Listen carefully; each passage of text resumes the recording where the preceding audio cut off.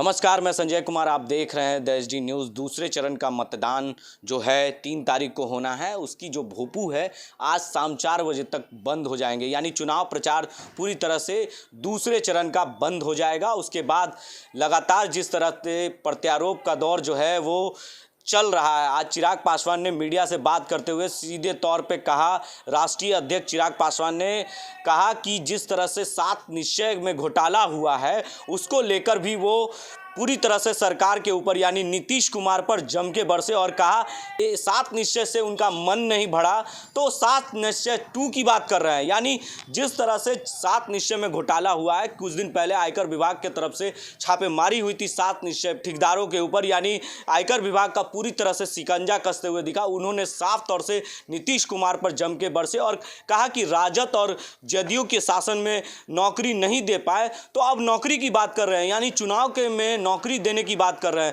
पूरी तरह से सरकार के ऊपर घेरते हुए नजर आए और राजद को भी उन्होंने नहीं बख्शा। सीधे तौर पे चिराग जो है तेजस्वी पे भी हमला करते दिखे, क्योंकि उन्होंने कहा कि नौकरी देने की बात कर रहे हैं, चुनाव में नौकरी देने की बात कर रहे हैं। पूरी तरह से यानी कह सकते हैं कि चुनाव की जो भोपू है वो बंद हो गया। लेकिन जो मीडिया में प्रेस कॉन्फ्रेंस के दौरान चिराग पासवान पूरी तरह से हमला करते दिखे। क्या कुछ कह रहे हैं चिराग पासवान, आप भी उनकी बातों को सुनिए। सबसे पहले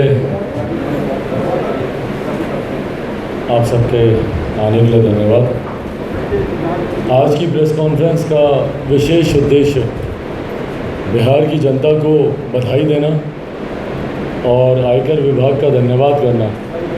आप सब जानते हैं कि एक लंबे समय से मैं निरंतर इस विषय को उठा रहा हूँ कि किस तरीके से 7 निश्चय में भ्रष्टाचार हुआ है और अब धीरे धीरे उसके प्रमाण भी हम लोग के सामने आने लग गए हैं। जिस तरीके से आयकर विभाग द्वारा ऐसे ठेकेदारों के ऊपर कार्रवाई की गई जो कहीं ना कहीं इस योजना से जुड़े हुए हैं और उनके यहाँ से जो जानकारी सामने आ रही है कि किस तरीके से बढ़ा चढ़ाकर बिल्स दिखाए गए, बोगस फॉर्म्स वहाँ से मिले हैं, कैश उनके पास से बरामद हुआ, तो ये कहीं ना कहीं अपने में दर्शाता है कि जिस बात को मैं लंबे समय से कह रहा था और मुख्यमंत्री नीतीश कुमार जी जो बोलते हैं कि उनका ज़ीरो टॉलरेंस है करप्शन की तरफ, 3 बार मुख्यमंत्री प्रमुखता से हर बार बोलते हैं ज़ीरो टॉलरेंस करप्शन के लिए, ज़ीरो टॉलरेंस क्राइम के लिए, ज़ीरो टॉलरेंस कम्युनलिज्म के लिए, और इन तीनों जगह उनका टॉलरेंस ही दिखता है। ज़ीरो टॉलरेंस तो मुझे कहीं पर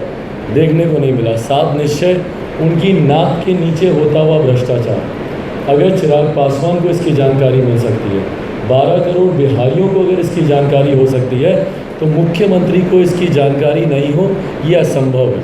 और इसीलिए मैं बार बार कहता रहा हूँ कि इस जांच की आँच अगर मुख्यमंत्री तक भी जाती है तो इसमें किसी को आश्चर्य नहीं होना चाहिए। और ये धीरे धीरे एक एक कर तथ्य सामने आने लग गए हैं। और इसीलिए मैं विशेष तौर पर धन्यवाद दूंगा आयकर विभाग का कि जिस तरीके से आयकर विभाग ने स्वतः इसके ऊपर कार्रवाई कर और क्योंकि ये बिहार में इतना चर्चित विषय है, मुझे कोई ऐसा मंच नहीं मिला, मुझे कोई ऐसा व्यक्ति नहीं मिला जहाँ पर लोग इस बारे में चर्चा नहीं कर रहे हो कि 7 निश्चय में कितना भ्रष्टाचार हुआ, कितना घोटाला हुआ। और मैं मानता हूँ कि बिहार के इतिहास का सबसे बड़ा घोटाला 7 निश्चय घोटाला। और चिंता हम लोग की तब और ज़्यादा बढ़ जाती है जब 7 निश्चय पार्ट 2 लाने की बात की जाती है। मतलब एक तो पहले आपने भ्रष्टाचार किया इतने बड़े पैमाने पर और उसके बाद उस भ्रष्टाचार से भी आप संतुष्ट नहीं हुए, उससे भी आपका पेट नहीं भरा, तो आपने उसको और बढ़ाने का आपने बात किया। आप 7 निश्चय पार्ट 2 की आप बात कर रहे हैं। पहले आप ये तो बताइए कि 7 निश्चय पार्ट 1 में जो आपने बातें की, जो आपने वादे की, कि आपने उनको पूरा किया, जिसमें प्रमुखता से नली गली नल जल योजना का जिक्र आप बार बार करते हैं।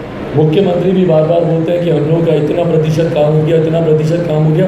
बिहार की कोई एक विधानसभा मुझे दिखा दीजिए, आज विधानसभा के चुनाव चल रहे हैं, एक विधानसभा मुझे दिखा दीजिए जहाँ पे लोग खड़े होकर बोले कि हाँ भैया यहाँ पे काम हो गया।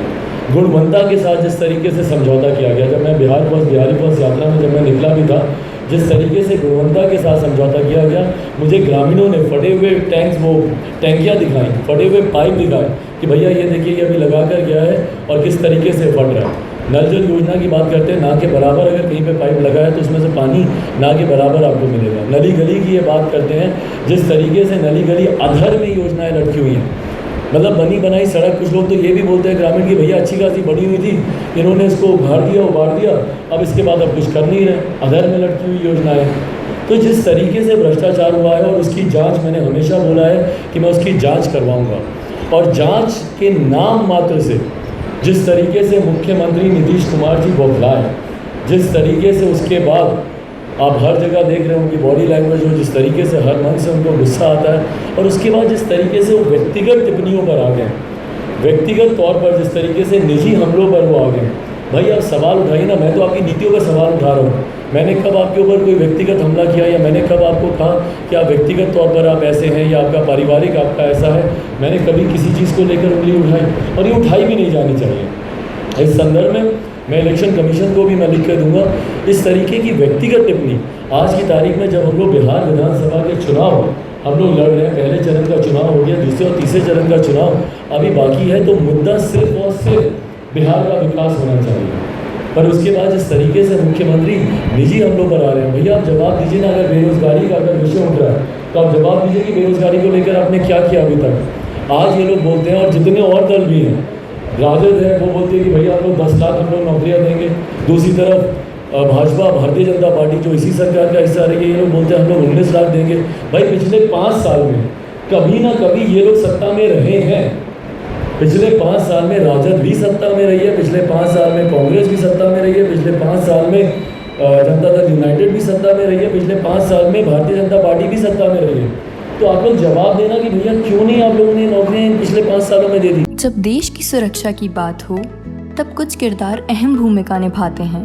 बेजोड़ शटर्स और शटर लॉक्स, मजबूती की मिसाल कायम करने वाले स्टील पाइप्स, सर्वश्रेष्ठ गुणवत्ता से भरपूर शटर लैथ और अटूट इंटरनल लॉक्स। आइए इन्हें मिलाकर निर्माण करते हैं एक उज्जवल भारत का, क्योंकि बात भारत के मजबूत भविष्य की है।